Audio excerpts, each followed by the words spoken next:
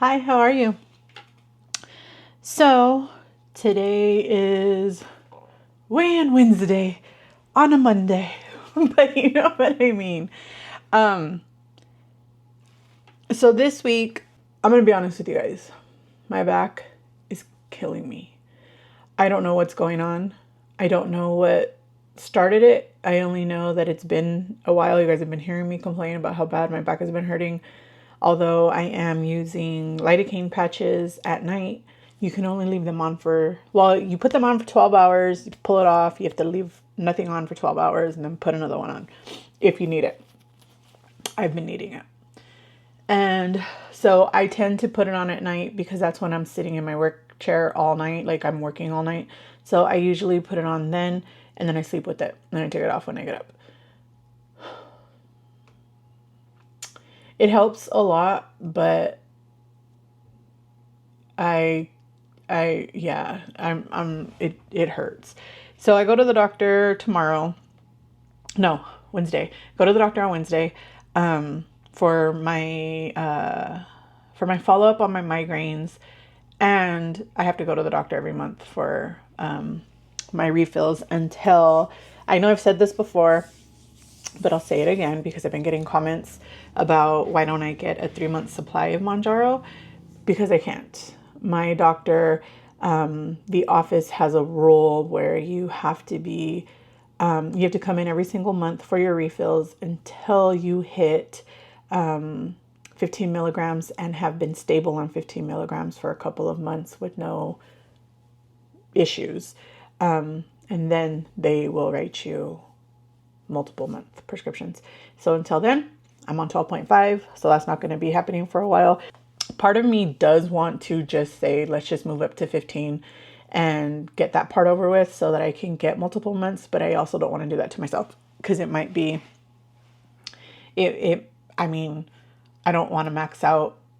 I mean, I'm this close to maxing out, so I don't want to max out and then no longer reap benefits from it because I just didn't want to go to the doctor once a month, which is no big deal to me. Yes, it takes time. I don't want to do it, but with the way my insurance plan works, I don't pay a copay or a percentage to see my PCP. So it is, it's a time cost and an energy cost, but it's not a financial cost, so I'm okay with it. So yes, what did I weigh today? I'm a little disappointed because yesterday I came in lower than I did today. And yes, I do weigh in every single day. I no longer have a period, so I don't know whether or not, I haven't asked yet. I'm going to ask. I know that I still have one ovary, so my hormones do still fluctuate the same way that any woman's would who has not yet hit menopause. So I don't know whether or not I'm still having those hormonal fluctuations where I should only be weighing in, in between where my menstrual cycle would have been and where it would have started or what have you. Like, you're supposed to, not be weighing in at least while you're on your menstrual cycle because the hormone fluctuations are just too dramatic. So your weight fluctuations are also that way. However, I weigh in every day because that's the way Noom asks me to do it. And supposedly there's studies that say that people who weigh in every day have a higher chance of keeping the weight off and losing weight faster or more steadily. I don't know how true that is.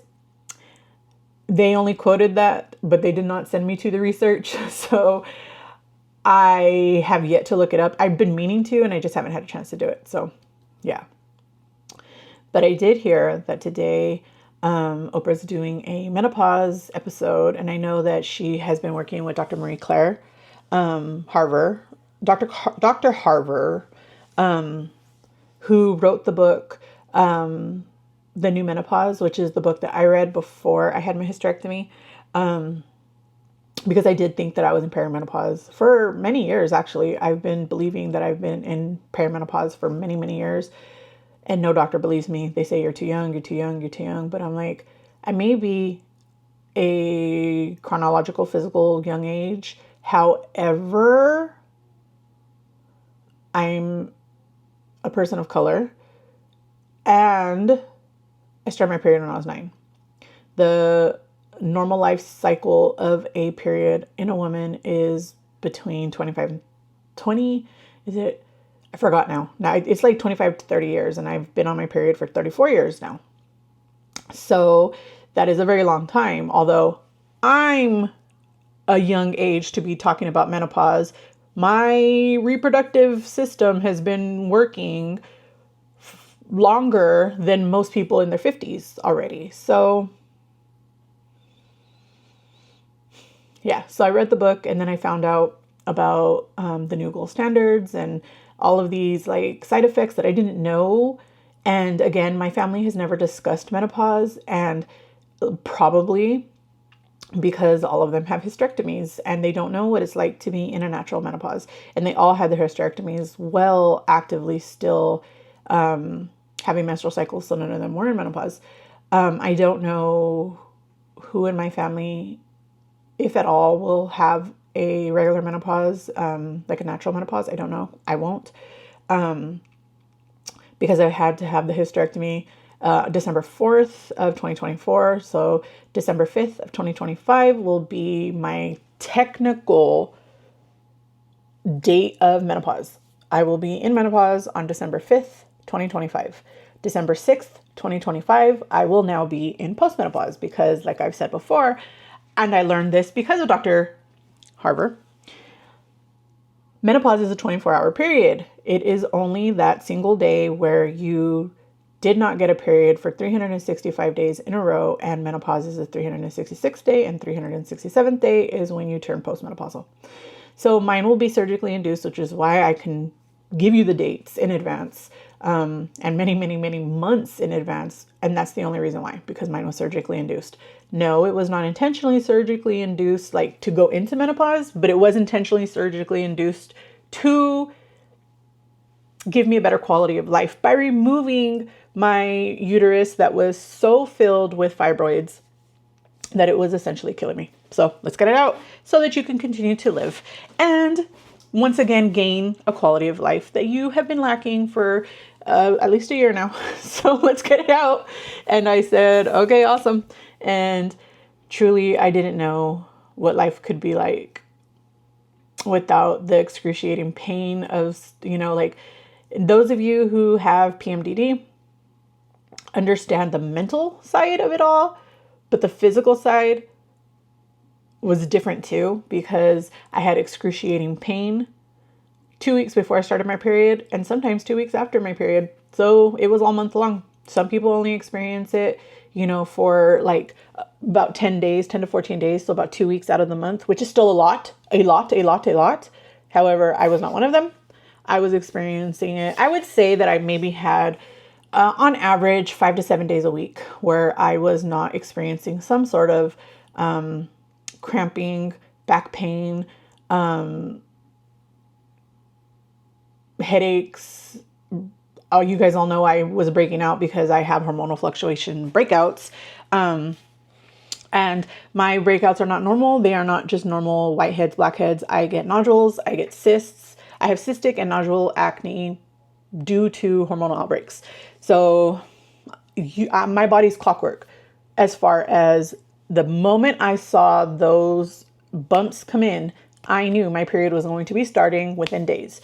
And my hormones on my face showed me when I was going to end too, because they would suddenly be gone. And I knew that my period would be gone. Then my period would be gone too. Now, my periods were very, very irregular. I could not count on when they would come, when they would leave, whatever. I didn't know. But okay, that's neither here nor there. So anyways, Oprah did a show yesterday or tonight. Oprah is doing a show tonight about the new menopause or the menopause revolution. And they will be discussing the new menopause book that I've read and I highly recommend to anybody. Now, you may not be a woman, but you know a woman. And that woman is going to go through menopause if she's lucky enough to get to the ripe old age of whatever age she's going to go through that, because nobody goes through it at the same time. And that is also what taught me about the the Alzheimer's dementia link to menopause. And I was like, okay. And that is why I started creatine, because I do not have a need to use menopause for gains the way I'm menopause. I do not have a need to use creatine for gains the way that most people understand creatine to be used. I use creatine 150,000% for my brain. I want to do everything that I possibly can to keep Alzheimer's and dementia at bay. So anyways, what did I weigh in this week?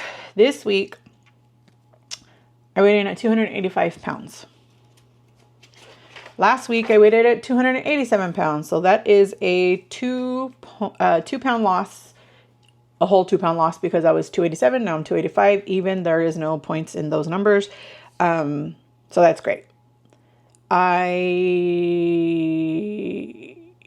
am still waiting for the new magnesium to come. So I'm still having some bowel movement issues. I'm not going regularly. I'm going every 2 or 3 days now, and that is terrible. I hate it.